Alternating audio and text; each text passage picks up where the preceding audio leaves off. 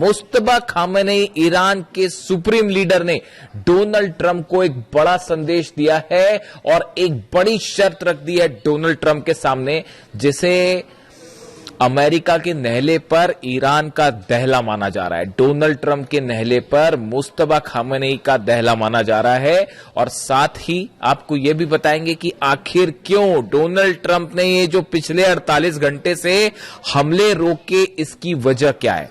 देखिए, एक बहुत बड़ा दावा जो कि ईरान की तरफ से किया गया है, कल ही ये दावा सामने आ गया था, लेकिन इसका थोड़ा सा एनालिसिस करना जरूरी है।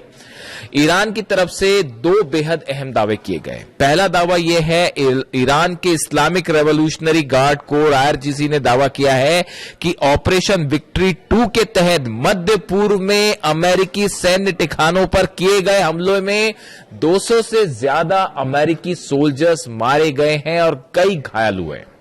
ये बहुत बड़ा दावा है जो ईरान ने किया। देखिए, जॉर्डन पर जो हमले हुए, कुवैत पर हमले हुए, बहरीन पर हमले हुए, इराक पर हमले हुए, यहां पर सीधा सीधा अमेरिका के बेसिस को निशाना बनाया गया और बेहद सटीक हमले किए गए। फतह 2 से हमले किए गए, फतह 110, जुल्फिकार मिसाइल से हमले किए गए, सेजिल मिसाइल से हमले किए गए और ये तीनों मिसाइल्स का कोई जवाब ना तो पेट्रियट के पास था, ना थाट के पास था। अमेरिका के डिफेंस सिस्टम की धज्जियां उड़ गई, चीथड़े उड़ गए। हमने आपको यही दावा किया था। देखिए, हम कैजुअलिटी के बारे में कोई दावा नहीं कर रहे, लेकिन हमने एक और दावा किया था। मैंने खुद ने आपको यह दावा कर बताया था कि जो खबरें हैं, जिस नेचर की स्ट्राइक करी है, जिन मिसाइल्स की स्ट्राइक की है, जिस प्रिसीजन के साथ स्ट्राइक की है, उससे लगता है कि अमेरिका के कई जेट्स तबाह हुए हैं, खासतौर पर जॉर्डन में। और अब ईरान की तरफ से भी यही दावा किया जा रहा है। ईरान कह रहा है कि साहब, जो हमले किए उसमें 11 तो फाइटर जेट अमेरिका के तबाह हो गए। जॉर्डन में जो फाइटर जेट के बेस पर हमला हुआ था, वो मिसाइल ठीक उस हैंगर के ऊपर गिरी थी जहां पर फाइटर जेट्स खड़े थे अमेरिका के, वो तबाह हुए हैं। कुवैत में बड़ी जो है वो तबाही हुई है। कुवैत में भी जो फाइटर जेट के हैंगर थे वो तबाह किए गए। अब ईरान दावा कर रहा है कि हमने 11 अमेरिका के फाइटर जेट्स तबाह कर दिए हैं, जिसमें F-15 फाइटर जेट शामिल है, एक P-8 है, इसके अलावा C-17 ट्रांसपोर्ट विमान है, वो शामिल है और 8 से ज्यादा जो है रिफ्यूलिंग टैंकर शामिल है। मतलब ये आंकड़ों को अगर आप जोड़ लें तो ये अच्छे खासे नंबर हो जाएंगे। देखिए, ये पिछली बार भी हुआ था इस तरह से कि हमने कहा था आपको कि 30 से ज्यादा प्लेन्स तबाह हुए। अमेरिका के नंबर्स जो है वो 42 निकल के आए और अब देखिए ईरान के ये दावे हैं, इनको लेकर सैटेलाइट इमेजेस भी सामने आनी शुरू हो गई हैं। इतनी आसानी से डोनाल्ड ट्रंप पीछे नहीं हटते। ये जो हमले हुए उसके पीछे की एक पूरी कहानी है कि आखिर क्यों डोनाल्ड ट्रंप ने ये हमले रोके, हम उसका भी जिक्र करेंगे।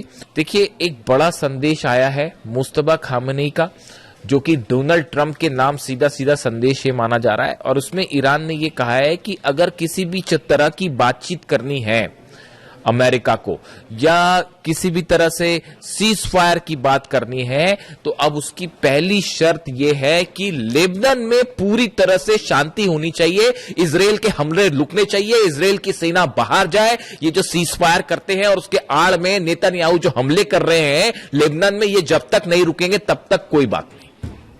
ये सीधा सीधा संदेश मुस्तबा खामेनेई ने डोनाल्ड ट्रंप को दे दिया है कि आपसे बात ही तब होगी जब आप लेबनान में पूरी तरह से मसला खत्म, या अमेरिका ये जो इजराइल की फोर्सेस है इसको बाहर भगाइए यहां से पहले और नेतन्याहू के हमले रुकवाइए और ये जो सीज फायर के नाम पर धोखा देते हैं इस तमाशे को बंद करवाइए, वरना कोई बात नहीं। देखिए, अब जंग में ईरान ने लीड बना ली है। ये जो जहाज ठोके हैं, पेट्रियट सिस्टम के ऊपर मिसाइल गिरी है, ये तमाशा रूस भी देख रहा है, चीन भी देख रहा है और हंसी उड़ाई जा रही है डिप्लोमेटिक सर्कल में कि ये अपने बड़ा दम भरते थे पेट्रियट और थार्ड का, ऊपर मिसाइल मारी गई है। साहब, सीधी सीधी मिसाइल्स गिरी है, पेट्रियट और थार्ड सिस्टम तबाह हो गए और इतना बड़ा नुकसान हुआ। इस जंग का सबसे बड़ा नुकसान हुआ, यही वजह है डोनाल्ड ट्रंप पीछे हटा है, वरना पीछे नहीं हटता। बैठक होती है व्हाइट हाउस में, मैं आपको एक वीडियो में पहले भी बता चुका हूं। व्हाइट हाउस में बैठक हुई, पीट हेग्सेट शामिल थे उसमें, डैन केन्स शामिल थे, अमेरिका के तमाम अधिकारी शामिल थे। उसमें बताया गया कि जो नुकसान हुआ है और कैसे पेट्रियट और थार्ड सिस्टम मिसाइल्स खत्म हो रही है, सिर्फ 900 मिसाइल्स बची है अमेरिका के पास। एक महीना में सिर्फ 20 मिसाइल बन पाती हैं, और जिस तेजी के साथ ईरान हमले कर रहा है तो उसमें तो एक महीने के अंदर पूरा डिफेंस सिस्टम ही खत्म हो जाएगा। इसलिए रुके ये हमला करने से। और दूसरी चेतावनी आ गई है ईरान की तरफ से कि नेटो के जितने बेसेस है सबको ठोका जाएगा, चाहे वो तुर्की में हो, चाहे इटली में हो, चाहे जर्मनी में हो। मैं आपसे उस पर चर्चा कर चुका हूं, इसलिए इस पर बात नहीं करूंगा। तो ये 6 बेसेस ऐसे हैं नेटो के जहां पर न्यूक्लियर वेपन्स होने की बात कही जा रही है, वो सबके सब खुर्रमशहर 4 के निशाने पे, और जेलेंस्की को भी जवाब मिलेगा। अभी जो कैस्पियन सी में जहाज जलाया है ईरान का, उसका जवाब जो है वो खुर्रमशहर 4 रेडी है, और वो 5 वाला वर्जन भी जो है वो शायद पहली बार अब यूक्रेन पर ही टेस्ट किया जाए, और वो 100% यूक्रेन को जवाब मिलेगा। आप लिखवा लीजिए, चाहे तो कैस्पियन सागर में जवाब मिलेगा, और या फिर जो है सीधा मेनलैंड पे हमले का जवाब मिलेगा। तो बैठक हुई, बैठक में यह तय किया गया कि भाई अभी जो असेसमेंट हुआ कि कितना नुकसान हो रहा है, उसमें ये बात निकल के सामने आ गई कि अगर आप लॉन्ग रेंज वॉर करते हैं, लंबी जंग की तैयारी करते हैं, पहली बात तो देखिए ईरान में वो रैपिड वेनेजुएला समझने की गलती कर रहे थे, तमाम समझाने के बाद भी कि उसको वेनेजुएला मान के चल रहे थे, और ईरान ने समझा दिया क्या है हकीकत। अब वो है वॉर स्ट्रेटेजी पूरी तरह से गड़बड़ा गई है। अमेरिका के जो सीनेटर्स हैं अपोजिशन के और जो कांग्रेसमैन है, उनके बयान सुनिए। डोनाल्ड ट्रंप की ऐसी तीखी आलोचना उनके प्रेसिडेंट बनने के बाद से नहीं हुई, और यह कहा जा रहा है कि मिड टर्म पोल हारना तय है डोनाल्ड ट्रंप का। उनके जो सीनेटर्स हैं अपोजिशन, वो सवाल उठा रहे हैं कि ये क्या घटिया रणनीति लेके आप वॉर में गए। ना तो आप जीत पा रहे, ना आप बाहर निकल पा रहे, ना ईरान के अंदर जा पा रहे, ना हॉर्मुज कैप्चर कर पा रहे, ना लीडरशिप चेंज कर पा रहे, ना ईरान की सेना का मुकाबला कर पा रहे। तो कर क्या पा रहे फिर? जंग करने के लिए किस लिए गए थे? हकीकत यह है कि अब इस जंग में ईरान ने जबरदस्त लीड बना ली है। ये उसी दिन तय हो गया था जिस दिन अली खामेनी साहब पे हमला किया गया था। मेरे पे लोग सवाल उठाते थे जिस दिन अली खामेनी साहब का असैसिनेशन हुआ, उसी दिन जो मेरा पहला वीडियो था 28 तारीख को असैसिनेशन के बाद का, उस वीडियो में मैंने कहा था कि आप देखिएगा ईरान ये जंग कभी नहीं हारेगा। और आज 5 महीने बाद आप कहां खड़े हैं? हॉर्मुज के गेट पर जो है वो पहरेदारी करते खड़ी हुई है अमेरिका की सेना। सच है या नहीं बताइए? क्यों नहीं एंटर कर लेते हॉर्मुज में? अंदर एंटर करिए, अबू मेहदी ऐसी मार मारेगी ना कि पर एक भी जहाज नहीं बचेगा। वो जहाज पीछे खींचने पड़ गए। ये जो दूसरे दौर की हवाई फायरिंग करी, इसमें जो फाइटर जेट से हमले किए गए, वो हमले के पहले वो जो जहाज खड़े थे वो पहले आगे खड़े थे, उन सबको पीछे खींचना पड़ गया। वो 1000 किलोमीटर की रेंज के पीछे करना पड़ गया, वरना अबू मेहदी ऐसा मार मारते कि जहाज नहीं बचते। और हॉर्मुज में हुए, आप देखिए एक टैंकर फिर तबाह हो गया, कल पार करने की कोशिश कर रहा था उस रास्ते से जो कि ईरान ने मना कर रखा है। नीचे माइन लगी हुई है, फट गई माइन, जहाज हो गया तबाह, बाबल मंदेब अलग बंद हो गया है। तो ये कई बार क्या होता है, देखिए जरूरत से ज्यादा घमंड करना, अपने आप को चैंपियन समझना है ना, कि बस हम ही सब कुछ आज इसको तबाह कर देंगे, कल उसको तबाह कर देंगे, तो एक ना एक दिन शेर को सवा शेर जरूर मिलता है। और यहां तो बहुत भारी शेर मिल गया है, मतलब भागने का रास्ता। अब वहां पे प्लानिंग चल रही है, वॉशिंगटन डीसी में व्हाइट हाउस में प्लानिंग चल रही है कि भाई ईरान की जंग से इज्जत बचाते हुए कैसे बाहर निकला जाए। अरे काय की इज्जत बचाओगे साहब? वो चाइना ने आपका एक एक चीज आपकी समझ ली है कि कैसे आपका तोड़ है। F-35 फाइटर जेट का तोड़ क्या है, F-18 का तोड़ क्या है, टॉम हॉक मिसाइल गिर गई और तो और छोड़ दिया। इससे बड़ी बात और क्या होगी? वो ईरान जो मलबा दिखा रहा है टॉम हॉक मिसाइल का, टॉम हॉक मिसाइल को मार के गिरा देने का मतलब आप समझते हो? वो सिर्फ मामला ईरान अमेरिका तक नहीं है। जब टॉम हॉक मिसाइल गिरती है तो चाइना उसकी पूरी पोस्टमार्टम कर डालता। अच्छा, इनकी ये मिसाइल इतनी स्पीड पे चल रही थी, इतनी ऊंचाई पे चल रही थी, इस सिस्टम से मार के गिराया। वो टॉम हॉक मिसाइल का तोड़ उसने निकाल लिया। F-35 जेट अगर गिर रहा है, F-35 जेट अगर तबाह हो रहा है, तो चाइना उसका पूरा एनालिसिस कर ले रहा है कि ये इतने ऊपर जाता है, इतने तेजी से मुड़ता है, इसमें इसको ऐसे टारगेट किया जा सकता है। वो पूरी काट निकाल ली अमेरिका के जितने वेपन्स हैं। आप देख लीजिए हालत क्या है। 18 शिप लेके आप पहरेदारी कर रहे हो, वहां पे खड़े हुए हो, अंदर जाने की आपकी हिम्मत नहीं है, खड़े हुए आप ईरान के दरवाजे पर। तो अब हालात ये है कि मुस्तफा खामेनी ने एक नया जो है वो संदेश दे दिया है डोनाल्ड ट्रंप को।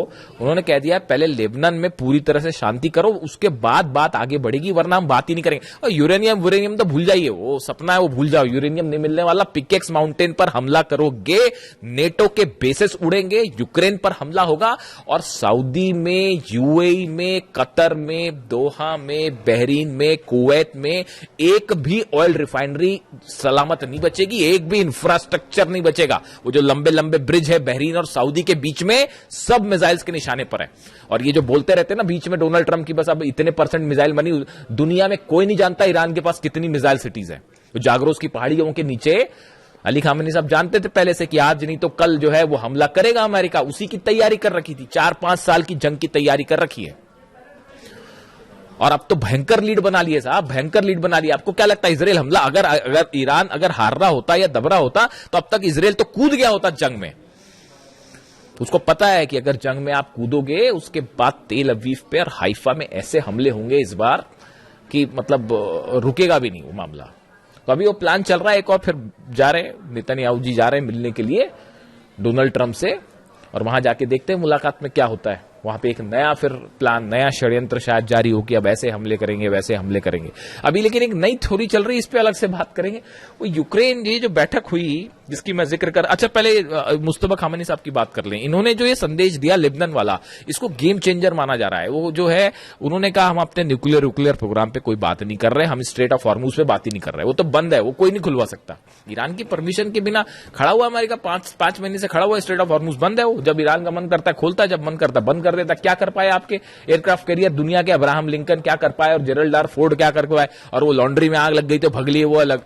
तो बेइज्जती हो रही है वो अलग हो रही है, सैनिक मर रहे हैं, थार्ड सिस्टम तबाह हो जा रहा है, जहाज में आग लग जा रही है, हरा पानी रहे, हरा तो छोड़िए खुद ही पिटे जा रहे हैं।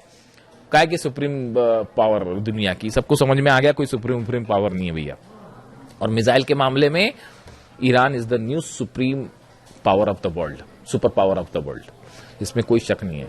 वो कई लोग फिर अभी भी इस तरह के मैं सवाल देखता हूं कि रूस मदद कर रहा है और चाइना मिसाइल में मदद कर रहा है। ईरान को मिसाइल के मामले में किसी की मदद की जरूरत है? अभी भी आपको लगता है कि किसी और की मदद की जरूरत है? हाँ मान लिया सैटेलाइट की मदद मान सकते हैं हम, सैटेलाइट मदद कर रहा है रूस, चीन सैटेलाइट से मदद कर रहा है, क्योंकि सैटेलाइट प्रोग्राम है नहीं तो बैन कर रखा था आपने, वरना वो ईरान बताया ईरान को आप ये बैन्स वैन हटा लीजिए, उसके बाद देखिए ईरान कैसे तेजी से तरक्की करता है। वो ह्यूमन ब्रेन बना लिया उसने, एक वो जो खबर बताई थी मैंने आपको, ह्यूमन ब्रेन की सेल्स बना के एक आर्टिफिशियल ब्रेन बनाने, मतलब वहां पे जो है आप देखिए ईरान में जो साइंटिस्ट हैं कितनी तेजी के साथ काम कर रहे हैं। ये तब है जब वो 30 साल से बैन लगा हुआ है, तो हाहाकार मच जाता है दुनिया में। जरा से जो है बैन्स लगते हैं, कहीं कोई टैरिफ लग जाता है तो हाहाकार मच जाता है। और 30 साल से वो अली खामेनी साहब का ईरान जो है वो 30 साल से बैन भी झेल रहा है, उसके बाद भी देखिए आज घुटने पे हैं सबके सब। तो अब इन्होंने मुस्तफा खामेनी साहब ने बड़ी प्लानिंग के साथ मामला पूरा लेबनान पे शिफ्ट कर दिया है, और इसका मतलब यह है कि न्यूक्लियर प्रोग्राम पर कोई बात नहीं, बाद में देखा जाएगा, और हॉर्मुज पर कोई बात नहीं, बाद में देखा जाएगा, खोलना नहीं खोलना, बंद करना क्या करना है। पहले लेबनान में आप ये जो तमाशा चल रहा है लेबनान में हमले करने वाला, इसको बंद करिए पहले, उसके बाद ही आगे बढ़ेगी बात। अब डोनाल्ड ट्रंप ने डिसाइड करना है क्या करना है, यानी फोकस। अब देखिए कहने का मतलब यह है, ये खबर अहम इसलिए है, ईरान ने मन बना लिया है कि अब इनसे जो भी बात होगी नहीं होगी, करना है नहीं करना है, ईरान अपने टर्म पे डिक्टेट करेगा, अपने टर्म पे डिक्टेट करेगा। कोई बात अमेरिका की नहीं मानी जाएगी, ना उनके वो जो बीच वाले हैं बात करने वाले, ना उनकी बात मानी जाएगी। वही होगा जो ईरान तय करेगा, जो अहमद वाहिदी तय करेंगे, और अहमद वाहिदी वही तय करेंगे जो खामेनी साहब बता के गए और जो कासिम सुलेमानी साहब बता के गए। वो कासिम सुलेमानी साहब की जो स्ट्रैटेजी है ना, उसी से जॉर्डन ठोका जा रहा है, और उसी से कुवैत ठोका जा रहा है, उसी से थार्ड और पेट्रियट ठोके जा रहे हैं। इसीलिए नहीं डरते थे डोनाल्ड ट्रंप कासिम सुलेमानी से कि अगर कासिम सुलेमानी होते तो पता नहीं क्या हो गया होता। खुद डोनाल्ड ट्रंप ये कहते हैं पता नहीं कितनी तबाही मचाते हैं, और सही कहते हैं। खैर, तो अब हालात ये है कि डोनाल्ड ट्रंप के सामने नई शर्त रख दी है लेबनान वाली। दूसरी तरफ ये बड़े बड़े जो प्लेन गिराने वाले दावे हैं, इसमें थोड़ा सा टाइम लगेगा सामने आने में। बाबल मंदेब जो है वो पूरी तरह से बंद है, क्लोज्ड। ईरान ने हुतीस की मदद के लिए बैलिस्टिक मिसाइल ड्रोन्स का एक बड़ा जखीरा तैनात कर रखा है यमन में, खासतौर पर बाबल मंदेब के आसपास, और लगातार जो है वो लड़ाई चल रही दोनों तरफ से। आपने देखा ही कल यमन में किस तरह से हमले हुए, और सऊदी लेड फोर्सेस और हूती के बीच में आमने सामने की जंग शुरू हो गई। कई गाड़ियों को आग लगा दी गई। जिस तरह से ऑयल रिफाइनरीज पर सऊदी पर हमला हुआ, पूरी दुनिया देख रही है। सबसे बड़ी जो आपकी जो ऑयल रिफाइनरी है अरामको, उसकी एक यूनिट पर जिस तरह से मिसाइल्स गिरी हैं, बैलिस्टिक मिसाइल, पूरी दुनिया देख रही है किस तरह से यानबू में और दूसरी एक जगह जो है वो हमले हुए, और उसको कोई नहीं रोक पाया। तो अमेरिका तो फेल है ही पूरी तरह से, वो अपनी रक्षा नहीं कर पा रहा, तो सऊदी की रक्षा क्या करेगा। और ये प्लान चल रहा है, देखिए ये प्लान चल रहा है।